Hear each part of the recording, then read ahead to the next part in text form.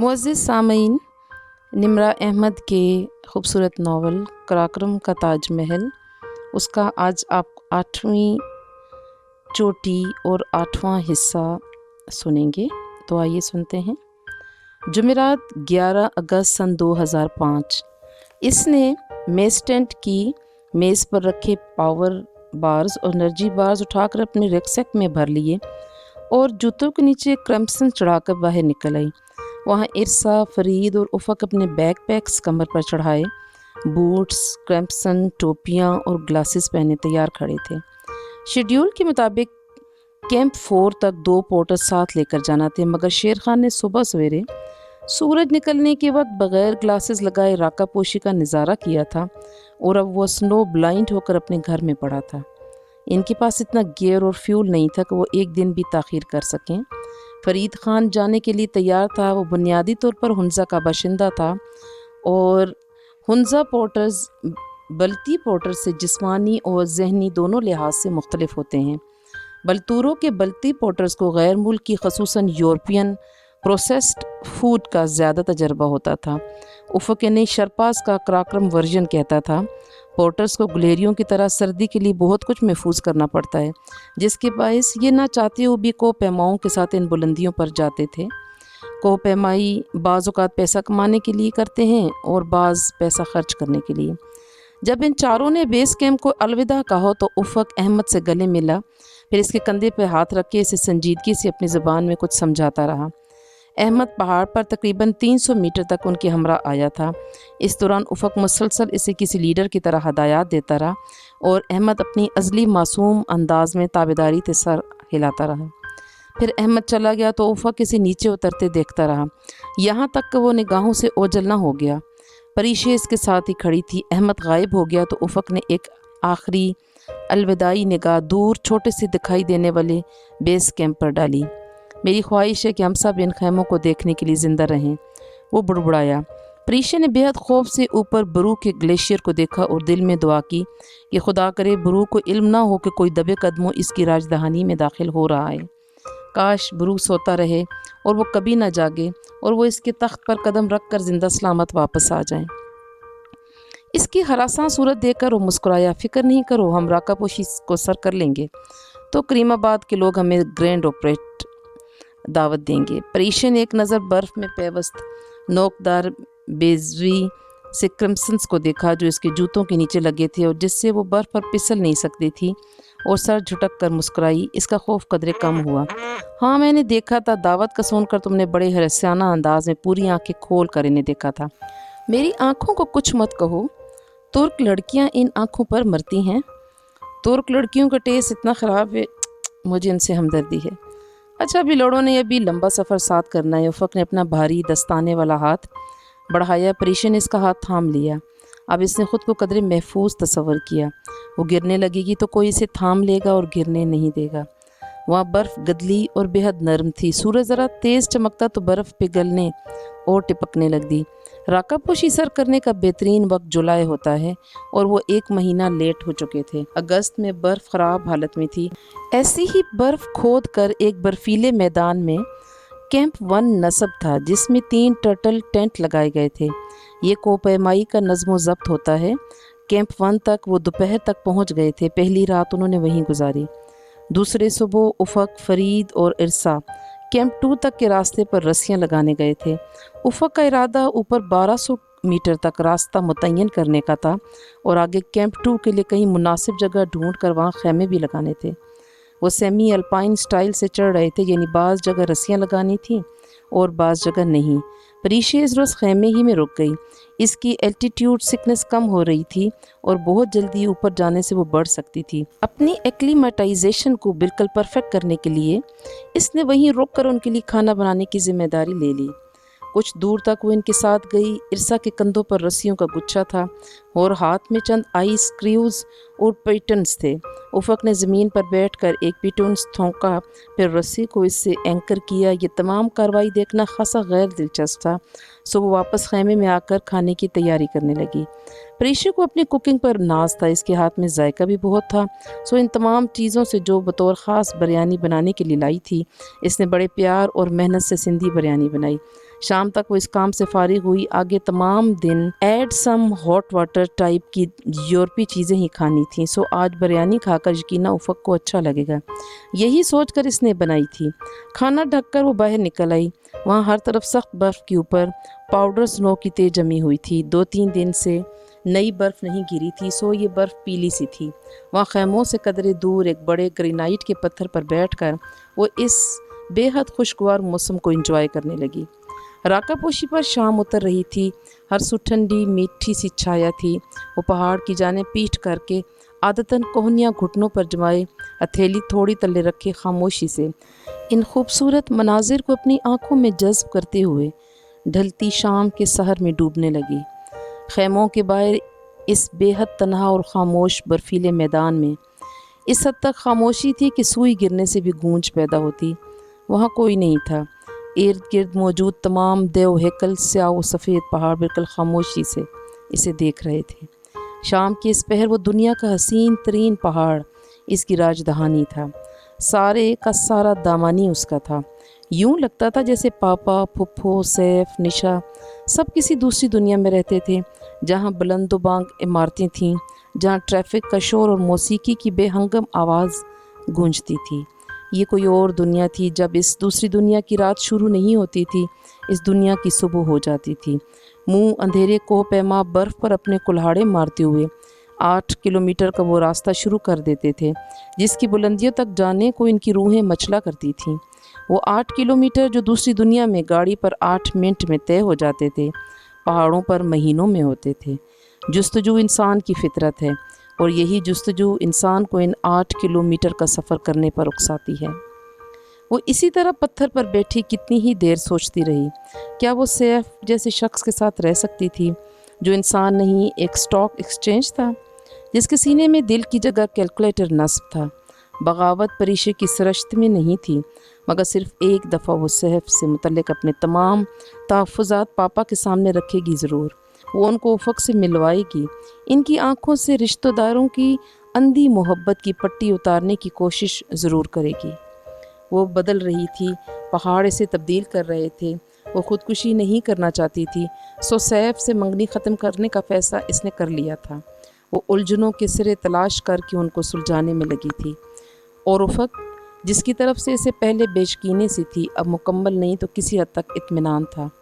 Peter answers खेलते खेलते इसने एतराफ़ किया था, मोहब्बत वो तो इश्क करता है।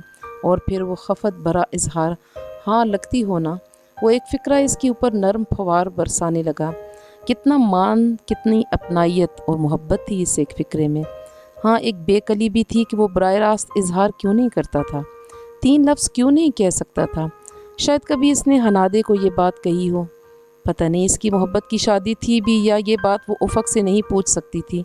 फिर उसे एकदम एक ख़्याल आया। इसने झट अपनी पॉकेट से ट्रांसीवर निकाला। इसका मैकेनिज़्म बस 2 बटन का था। इसने ट्रांसमिट बटन दबाया। थोड़ी देर बाद अहमद लाइन पर था। Good afternoon from base camp doctor, कैसी हो? अहमद इसकी आवाज़ सुनकर खुश हुआ था। कैंप 1 के बाहर बैठी हूँ, बाकी सब रूट फिक्स करने गए हैं। मैंने चावल बनाए हैं। तुम सुनाओ, बेस कैंप कैसा है? तुम्हें याद कर रहा है और ख़ासा उदास है। सब ट्रैकर्स और पोर्टर्स सवाए शफाली के जा चुके हैं। मैं बोर हो रहा था, अच्छा किया कॉल कर ली। तुम्हारी ईमेल आई हुई है। तुमने अपना ईमेल, अपना पासवर्ड मेरे पोर्टेबल पर महफूज कर दिया था, मगर कसम ले लो मैंने कोई ईमेल नहीं खोली। ओफ़ो, कर लो चेक और मेरी तरफ से जवाब लिख दो। वो इसे ईमेल्स के जवाब लिखवाने लगी। फिर कदरे सोच कर बोली, अहमद एक बात पूछूं? हाँ पूछो डॉक्टर, तुम्हारी बीमारी? ओहो, ज़रूरी तो नहीं मैं तुमसे मेडिकल के मुतालिक कुछ पूछूं, मैं कुछ और पूछना चाह रही थी। फिर कदरे तवक्कुफ़ से बोली, तुम्हें हिनादे याद है? कौन हिनादे? प्रीशा को हैरत हुई। उफ़क़ ने हिनादे को अपनी बीवी बनाया था, और इसका इतना अच्छा दोस्त इस बात से लाइल्म था। उफ़क़ की बीवी हनादे? अच्छा, मैं समझा तुम हवा की बात कर रही हो, हज़रत हवा की, जिनको अंग्रेज़ी में ई और तुर्क में हनादे कहते हैं। प्रीशा का दिल सर पीट लेने को चाहा, अपना नहीं अहमद का। हाँ वही, तुम्हें याद है कैसी थी वो? खूबसूरत थी। और तुम क्यों पूछ रही हो? प्रीशिया सटपटा गई। वो इतना सीधा नहीं था जितना वो समझ रही थी। वो यूं ही उफ़क इसको याद करके उदास हो जाता है ना। ये तुमसे किसने कहा? अहमद के लहजे में हैरत थी। उफ़क ने। वो मजाक कर रहा होगा, वो तो उससे शादी भी नहीं करना चाहता था। मगर क्यों? इसे कुरेद हुई। इसे किसी और से मोहब्बत थी। प्रीशिया का दिल डूब कर उभरा। किससे?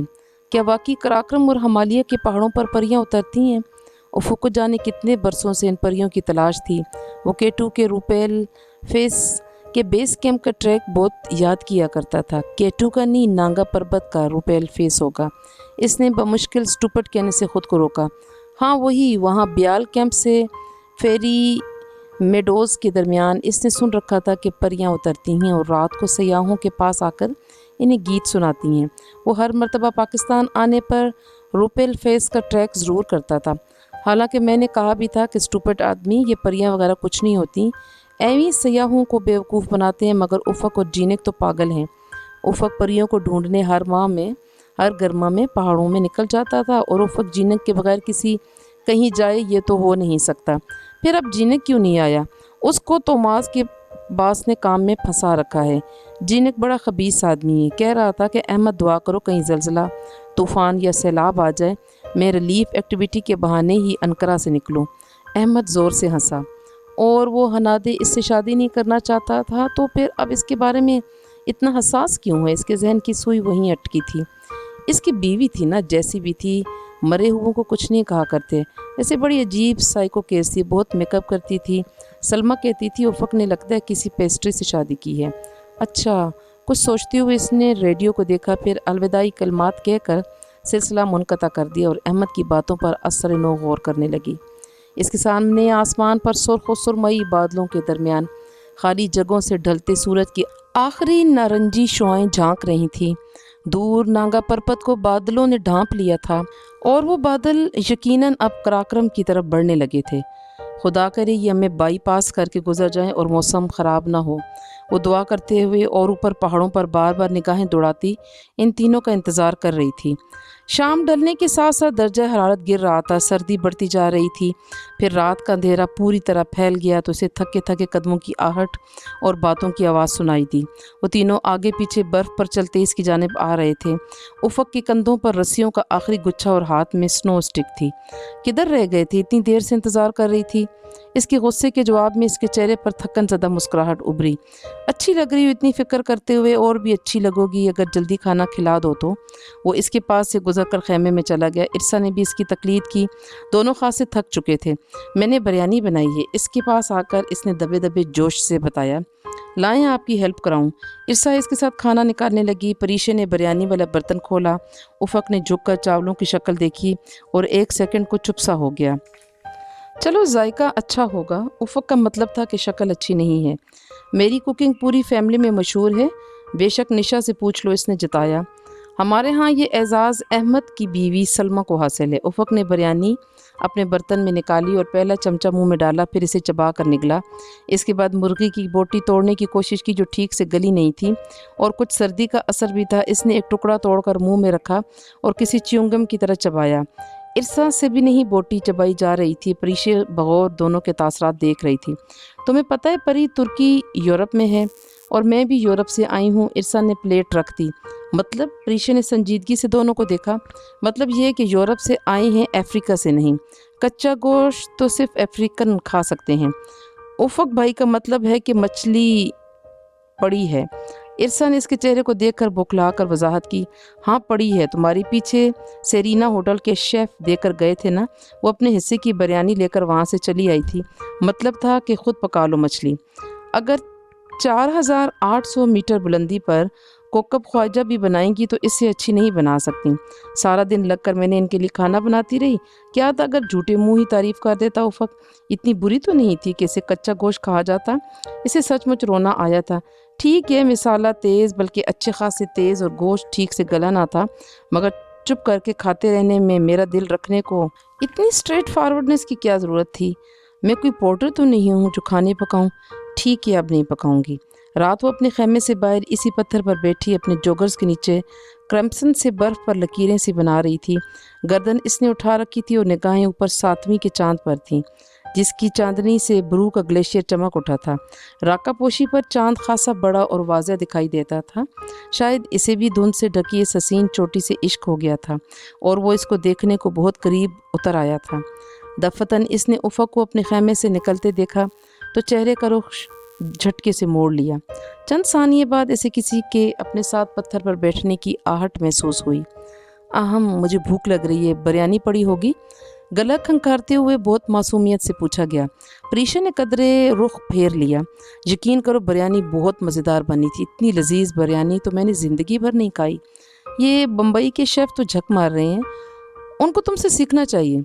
वो जवाबन कुछ बोले बिना चेहरे का रुख इसकी जानिब से मोड़े दाएं तरफ सीधी पत्थरों की दीवार को देखती रही, जिस पर चांदनी का छिड़काव हुआ था। अच्छा प्लीज़ देखो, नाराज़ तो मत हो, मैंने तो तारीफ़ की थी। प्रीशा ने गर्दन घुमाकर कहर आलूद नज़रों से इसे देखा। नहीं, तुम तो अफ्रीका से नहीं आए और तुम कच्चा गोश्त नहीं खाते। अब कच्चे गोश्त को तुम्हें पक्का गोश्त कहने से रहा?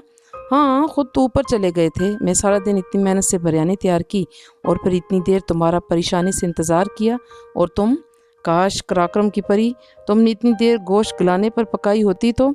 उफ़क़ इसकी आंखों में आंसू आ गए। अच्छा प्लीज़ रोना मत, मैं तो मजाक कर रहा था। देखो तुम्हारे लिए इतना गर्म स्लीपिंग बैग छोड़ कर आया हूँ। तो ना आते? क्यों ना आता? मुझे पता है तुमने खाना नहीं खाया, मैं तुम्हारे लिए खुद मछली पका कर लाया हूँ। उफ़क़ ने प्लेट इसे थमाया। प्रीशा ने हैरान नज़रों से इसे देखा। तुम्हें कैसे पता मैंने बिरयानी नहीं खाई? लो, वो कोई खाने वाली चीज़ थी? वो हंसा। प्रीशा ने रूहानसी होकर वो प्लेट ज़ोर से इसके कंधे पर मारा। वैसे परी, निशा कह रही थी तुम सैफ से मंगनी से इनकार नहीं कर सकती। तुम वापस जाकर एक काम करना, सैफ को अपनी बनाई गई बिरयानी खिला देना, वो खुद ही रिश्ता तोड़ देगा। लिख लो। वो हंसे जा रहा था। मेरी बिरयानी के बारे में तुमने एक लफ्ज़ और कहा तो मैं तुम्हें यहाँ से दिक्कत दे दूँगी, और रहा मंगनी का सवाल तो वो मैं वैसे ही ख़त्म कर दूँगी। वो हंसते हंसते रुक गया और खुशगवार हैरत से इसे देखा। वो क्यों? मुझे टॉम क्रूज़ ने प्रपोज़ किया इसलिए, वो जलकर बोली। वो फिर से हंसती। अच्छा, हाँ, अच्छा आदमी है, कर लो शादी। हाँ, तो मैं कत्ल करके इससे ही शादी करूँगी, वो गुस्से से कहकर तेज़ी से अपने खेमे में चली गई। हफ्ता 13 अगस्त सन 2005। खेमे की गोटेक्स की दीवार से टेक लगाए, घुटनों पर किताब रखे, वो मुताले में मुनहमिक थी। कदरे फासले पर इरसा इसी अंदाज में बैठी कागज़ों का पलंदा गोद में रखे तेज़ तेज़ कलम चला रही थी। खेमे की दीवार पर शफाफ चकोर छोटी सी खिड़की थी, जिस पर बर्फ़ के ज़र्रात जगमगा रहे थे। दोपहर होने के बावजूद बाहर अंधेरा सा था। बादल राकापोशी पर छा चुके थे। मौसम सख्त ख़राब था। बर्फ़ का तूफ़ान खासी देर से चिंगारता रहा था और अब बर्फ़बारी हो रही थी। अहमद ने बताया था कि बेस कैंप में आज बारिश हो रही थी और रात बर्फ़ानी झक्कड़ चलने के बायस बेस कैंप का किचन टेंट उड़कर करीबी ग्लेशियर पर जा गिरा था। उफ़क़ अपने खैमे से निकलकर धुंध में चलते हुए इनके खैमे में दाखिल हुआ। क्या हो रहा है? इसके आने से खैमे की खामोश फ़ज़ा में इर्ताश पैदा हुआ। प्रीशा ने किताब पर से नज़र उठाकर इसे देखा। वो नीचे मैट्रेस बिछाकर रेक्सिक का तकिया बनाकर नीम दराज हो चुका था। वो फिर किताब की तरफ मुतवज्जो हो गई। लाइब्रेरी में बोलना मना है, सफ़े पर निगाहें जमाए प्रीशा ने इतला दी। मैं इतने ख़राब मौसम में पूरे 6 कदम चलकर तुम्हारे खैमे में आया हूँ और तुम इतनी बेमुरवत हो। इरसा ने कदरे उकता कर सर उठाया और फिर बड़बड़ाती हुई कागज़ पर झुक गई। मैं सोच रहा हूँ अगले साल बतौर गाइड किसी एक्सपीडिशन के साथ एवरेस्ट जाऊँ। बंदे को इस फील्ड में कुछ कमाना भी चाहिए। इंजीनियरिंग में मेरा दिल नहीं लगता। वो तुमास का बास मुझे बर्दाश्त भी इसलिए करता है कि मेरे बाप का दोस्त है। ओफो उफ़क़ भाई, कितना बोलते हैं आप, कोई काम नहीं करने देते। इरसा ने झुंझला कर अपने कागज़ समेटे और बुड़बुड़ाती हुई खैमे से बाहर निकल गई। प्रीशा ने किताब पर से निगाहें हटाकर हैरत से इसे जाते देखा। उफ़क़ मुस्कुरा दिया। स्कॉट फिशर से माजरत के साथ, it's not attitude, it's altitude. इस एल्टीट्यूड पर बंदा तुम्हारा बहुत चिड़चिड़ा तो हो ही जाता है। मैं माइंड नहीं करता। हाँ, तो मैं बात कर रहा था अगले मार्च की, जब मैं एवरेस्ट एक्सपीडिशन लीड करूँगा। तुम सुन रही हो? नहीं, वो किताब पढ़ती रही। तो फिर सुनो, वो बिरयानी फिर से खिलाओ ना। जहर ना खिलाऊं? इसने पढ़ते पढ़ते एक तंजिया निगाह सामने बैठे उफ़क़ पर डाली। तुम्हारे हाथ से जहर भी खा लूँगा, तुम खिलाओ तो। क्या पाकिस्तानी फ़िल्में बहुत देखने लगे हो? पेशावर में एक पश्तो फ़िल्म देखी थी, समझ तो नहीं आई, मगर इसकी हेरोइन किंग फू बहुत अच्छी करती थी। किंग फू? जैसे तुम्हें पता ही नहीं कि वो डांस था। बनो मत। वो फिर से मुताले में मुनहमिक हो गई। वो झुंझला गया। ये किताब मुझसे ज़्यादा अच्छी है क्या? हाँ बिल्कुल, इसने संजीदगी से कहा, फिर उफक के खफा तासरात देखकर हंस दी। खफा हो गए क्या? परीशा ने किताब एक तरफ डाली। परी, वो एकदम सचमुच उदास नजर आने लगा। मुझे आने बहुत याद आ रही है। तुर्क अपनी माँ को आने बोलते हैं। मुझे भी पापा और निशा लोग बहुत याद आ रहे हैं। पता नहीं पहाड़ों पर पीछे रह जाने वाले लोग क्यों इतने याद आते हैं। उफक उठकर बैठ के और परीशा के मुकाबिल खैमे की दीवार से टेक लगा रही। खिड़की के बाहर गहरा सुरमई आसमान नजर आ रहा था। कभी कभी मेरा दिल करता है कि को पैमाई तर्क कर दूं। आने को ये सब अच्छा नहीं लगता। वो खिड़की पर गिरती बर्फ को देखते हुए कह रहा था। मेरे 3 भाई पहाड़ों में हलाक हुए थे। इनके बाद मेरी माँ बहुत अकेली और दुखी हो गई है। वो अक्सर मुझे कहती है, उस वक्त पहाड़ों में ना जाया करो, मेरे बेटे पहाड़ों से लौट कर नहीं आते। तब मैं सोचता हूँ कि सिर्फ आने के लिए ये तमाम काम तर्क कर दूँ, आराम से जॉब करूँ, पुरकशिश तनख्वाह हाथ में हो और माँ बाप के साथ रहूँ। तब मेरा दिल ये सब कुछ छोड़ देने को चाहता है। कुछ देर पहले की शौक़ी और ताज़गी अब इसके चेहरे से मफकूद थी। तो फिर छोड़ते क्यों नहीं हो ये सब? वो पुज़मुर्दगी से मुस्कुराया। जुनून है ये परी, एडिक्शन है पहाड़ों की। कोपेमाई छोड़ना बहुत मुश्किल होता है। मुझे हिमालय से इश्क है। मुझे बचपन ही से ये शौक़ था बिग 5 सर करने का। Everest, K2, Kangchenjunga, Lhotse, Makalu. मैं घंटों तसव्वुर करता था कि वो लम्हा कैसा होगा जब मैं इन सब को सर कर लूँगा, वो लम्हा जब तमाम ख्वाब पूरे हो जाएंगे। पर जब 2 साल पहले मैंने K2 की चोटी पे कदम रखा तो जानती हो क्या हुआ? मेरे ख्वाब अचानक ही खाली हो गए। सारे ख्वाब, ख्वाहिशात सब ख़त्म हो गया। हर ख्वाब पूरा नहीं होना चाहिए परी, वरना ज़िंदगी में एक अजीब खालीपन दर आता है। कुछ अधूरा भी रहना चाहिए। मेरी एक आखिरी आरज़ू है, दुनिया के हसीन तरीन पहाड़ पर खड़े होकर किंगोडिया एल्बर्तूरो की चोटियाँ देखने की। फिर मैं कभी इन पहाड़ों पर नहीं आऊँगा। अगर ये आरज़ू तिश्ना रह गई फिर भी? वो धीरे से मुस्कुराया। हाँ फिर भी, क्योंकि जिसकी जुस्तजू थी वो मिल गई है। परीशा का दिल ज़ोर से धड़का। मैंने सुन रखा था कि हिमालय और कराक्रम के पहाड़ों पर परियां उतरती हैं। वो इसी तरह मुस्कुराते हुए कह रहा था। मैं नांगा पर्वत बेस कैंप के ट्रैक में ब्याल कैंप से फेरी मेडोज़ तक का सफ़र बहुत याद करते थे, क्योंकि इन 2 जगहों के दरमियान शाम ढले परियां मत भरे नगमे गाती हुई उड़ती फिरती हैं और तुम्हें उनको देखने की आरज़ू थी, है ना? इसने फ़िक्रा मुकम्मल किया। शहद रंग आँखों में हैरत दर आई। तुम्हें कैसे पता? परीशा ने मुस्कुराते हुए शाने उचका दी और किताब उठा ली। जिसकी जुस्तजू की जाए इसे अज़ल से इल्म होता है। बेवकूफ़ को पैमा, खोजने वाला तो दर बदर की ठोकरें खाता है, मगर जिन्हें खोजा जाता है ना, वो एक ही रास्ते में सदियों निगाहें जमाए इंतज़ार कर रहे होते हैं। अपना मतलूबा सफ़ा पलटते हुए वो किताब पर सर झुकाए कह रही थी। एक दिलनशी मुस्कुराहट इसके लबों पर बिखरी थी। कितनी ही देर तक तो वो कुछ कह ही न सका। बहुत कुछ कह कर भी वो कुछ न कह सका था और परीशा ने 2 फिक्रों में दश्ते आरज़ू समेट कर रख दिया था। फिर वो जैसे खुलकर मुस्कुराया। यहाँ से जाकर तुम्हारे फादर के पास चलेंगे, ठीक है? इसकी झुकी पलकों में इर्ताश पैदा हुआ। इसके सामने बैठा शख्स बहुत कुछ कह गया था, मगर 3 लफ्ज़ जज्बों की शिद्दत, कोई इजहार, कोई एतराफ़ नहीं करता था। परीशा ने पलकियाँ उठाकर कदम यूनानी देवमाला के इस किरदार को देखा, जो जाने इसकी किस्मत में लिखा भी था या नहीं। यहाँ से जाकर तुम्हें यकीन है हम यहाँ से ज़िंदा वापस जाएंगे? वो कुछ और कहना चाहती थी, मगर लबों से यही फिसल पड़ा। उफक ने शाने उचका दिए। राकापोशी बहुत खूबसूरत है और जो खूबसूरत होते हैं इनसे ज़्यादा जालिम भी कोई नहीं होता, मगर मैं मरना नहीं चाहती। अब इन ज़िंदा रहने को दिल करता है। उफक, ज़िंदगी बहुत हसीन लगती है। वो कहीं खो सी गई। उफक उठकर इसके करीब आया। तुम फ़िक्र क्यों करती हो परी? तुम अकेली नहीं हो, मैं हूँ ना तुम्हारे साथ। परी ने ममनून निगाहों से इसे देखा। मैं 3 हफ्ते यहाँ तक तुम्हें जानती भी नहीं थी और अब यूँ लगता है कि जैसे तुमसे बढ़कर अपना और कोई नहीं है। जाने क्यों अब यकीन सा आ गया है कि मैं गिरी तो तुम मुझे थाम लोगे। उफक ने बहुत अजीब नज़रों से इसे देखा। और अगर मैं गिरा तो तुम भी हिनादे की तरह मुझे छोड़ जाओगी? वो सन्नाटे में रह गई। वो इस पर इतना अजनबी और सर्द महर लगा था कि वो चंद लम्हों तक तो कुछ कह ही ना सकी। फिर उफक इसके पास से उठकर तेज़ी से खैमे से निकल गया, मगर वो इसी तरह इसी जगह को देखती रही जहाँ थोड़ी देर कबल वो बैठा था। खिड़की पर बर्फ़ अभी तक गिर रही थी। इतवार 14 अगस्त सन 2005। फरीशे ने आहिस्तगी से खैमे का पर्दा सरकाया और अंदर झांका। वो अपने स्लीपिंग बैग में सो रहा था। वो दबे कदमों अंदर आ गई। खैमे के फर्श पर इसके कदमों से आहट हुई, मगर वो बेसुध सोता रहा। रात इरसा ने इसे बताया था कि उफ़क ने सुबह 2 बजे उठाने की ताकीद की थी। फरीशे 2 बजे का अलार्म लगाकर सो गई थी। नींद बमुश्किल ही आई थी। सारी रात इरसा की खांसी सुनते गुजरी थी।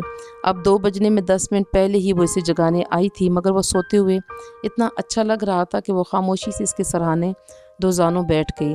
राकापोशी सन 2005 की सुरमई टोपी ने इसके भूरे बालों को ढांप रखा था। अब इसकी हेल्टू तैयब अर्दगान वाली कैप इसे नज़र नहीं आती थी। वो कुछ देर बैठी रही। इसमें नींद की खलल में डालने की हिम्मत नहीं थी, सो इसे बेदार किए बगैर वो खामोशी से इसके खैमे से निकल आई। बाहर आसमान सयाह मगर साफ़ था। बर्फ़बारी घंटों हुए रुक चुकी थी। खैमे के गोर्टिक्स पर चंद इंच बर्फ़ जमी थी। दूर से आसमान पर ताहद्दी निगाह झिलमिलाते हुए तारे बिखरे थे, जो एक साफ़ और खुले खुले दिन की पेशन गोई कर रहे थे। हिमालय का आसमान पल पल रंग बदलता था। अपने खैमे में आकर उफ़क की जगह खुद नाश्ता बनाने लगी। यूँ लगता था इस गहरे अंधेरे में वो सहरी की तैयारी कर रही हो और वो रमज़ान के दिन हो। दरवाज़े पर आहट हुई। परी ने बेख्तियार इस तरफ देखा। वो उजलत में अंदर दाखिल हो रहा था। आंखें सुर्ख और बोझल सी थीं। मुझे उठाया क्यों नहीं? इसके करीब बैठते हुए उफ़क ने माचिस इसके हाथ से ले ली। फरीशे ने बगौर इसे देखा। अब वो शनासा लग रहा था। कभी कभी इतने अजनबी क्यों हो जाते हो उफ़क? क्यों उसको भुला नहीं देते? क्यों वो हल पर तेरे और मेरे दरमियान किसी दीवार की तरह आ जाती है? क्यों ख्वाब में आकर भी मुझे सताती है? हालांकि तुम तो हमारे ख्वाबों में कभी भी नहीं थे। इसे उफ़क से पिछली शाम के मुतालिक कोई सवाल नहीं करना था। वो जानती थी वो इससे कभी ये पूछ नहीं पाएगी। एक दिन उफ़क इसे खुद बताएगा। वो अब चूल्हे की गैस खोलकर बड़ी लापरवाही से तीली जलाकर चूल्हे में झोंक रहा था। आग तेज़ी से भड़क उठी। इतनी बेएहतियाती से क्यों चूल्हा जला रहे हो? इसकी बेएहतियाती देखकर फरीशे को टोकना ही पड़ा। चूल्हे को छोड़ो, रस्सियों की फ़िक्र करो। खुदा करे वो बर्फ़ में दबकर गुम ना हो गई हों। मगर रस्सियों की खबर होगी। इन पर बर्फ़ गिरी ज़रूर थी, मगर वह जल्द ही निकल आईं। रात की इस पहर राकापोशी बहुत खामोश था। वो आगे पीछे फिक्स्ड रोप की तरफ बढ़ रहे थे। फरीसे अपने जोगर्स को देख रही थी। जैसे ही वो कदम बढ़ाती थी, बर्फ़ की एक तह 1 इंच तक दब जाती। एक लम्हे को इसका सांस रुक जाता, मगर यह एहसास इसके नीचे ठोस ज़मीन है और वो पहाड़ों की किसी दर्ज के ऊपर नहीं खड़ी, बहुत फरहत बख्श होता था। ऊंचे पहाड़ों और ग्लेशियर्स में कई जगह दरारें होती हैं, जो अंदर से कई 100 फुट गहरी होती हैं। बाज़ जगहों पर ये वाज़ेह होती हैं, मगर अमूमन इनके दहाने पर बर्फ़बारी के बायस चंद इंच मोटी बर्फ़ की तह जम जाती है। ऐसे में ये दरारें बर्फ़ का नकाब ओढ़े छुप जाती हैं। बर्फ़ के नकाब पर पाँव पड़ने की सूरत में बर्फ़ फ़ौरन फटती है और कोह पैमा अंदर गिर जाता है। पहाड़ों की इन दर्जों, दरारों, शगाफ या क्रीब से उमूमन लाशें भी नहीं निकाली जा सकती। इस वक्त भी फिक्स्ड रोप पर खुद को झूमर एक एल्यूमिनियम का बेजवी आला, जिसको फिक्स्ड रोप और कमर के गिर बंदी क्लाइंबिंग हॉर्स से बांधा जाता है, इसकी मदद से रस्सी पर क्लिप ऑन करते वक्त इसे आसपास सुरमई बर्फ़ में हल्की हल्की क्रीज से वाज़े होते शगाफ नज़र आ रहे थे। वो झूमर को ऊपर चढ़ाते हुए इस रोज़ सारी चढ़ाई में गुनगुनाती रही थी।